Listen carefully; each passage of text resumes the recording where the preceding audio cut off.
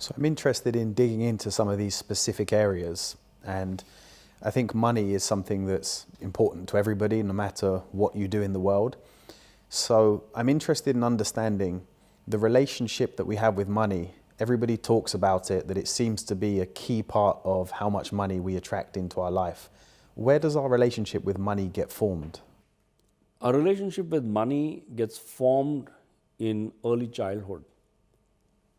We are surrounded by so many things that are happening relating to money in our family.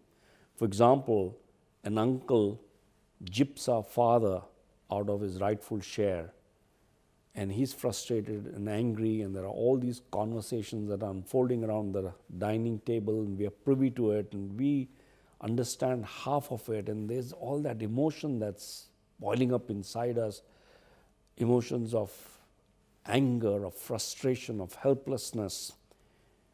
And it's all kind of getting entangled with this thing called money. So money has a charge, and that charge is negative with all these things that happen. There are also positive moments when in a family we experience a lot of joy when money comes in. There are, windfalls that happen. But on balance, the happy moments are soon forgotten.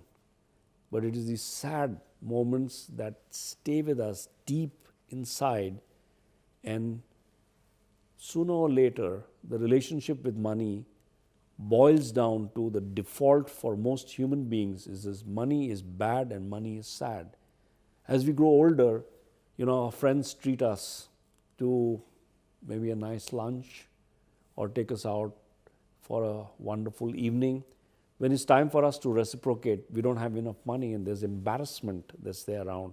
So all through life, all these kind of occurrences consolidate that feeling.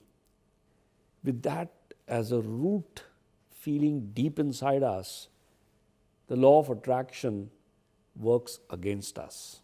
So there is a repelling motion that happens, and people don't realize that even when they earn a lot of money and money lands in their bank, they find very legitimate ways of giving that money away, throwing it away. They buy expensive things, take very fabulous holidays, and sooner or later they're back to square one, and they wonder, what happened? And they can't figure it out that the negative charge inside them is the one that compels them to get, quote unquote, rid of that money.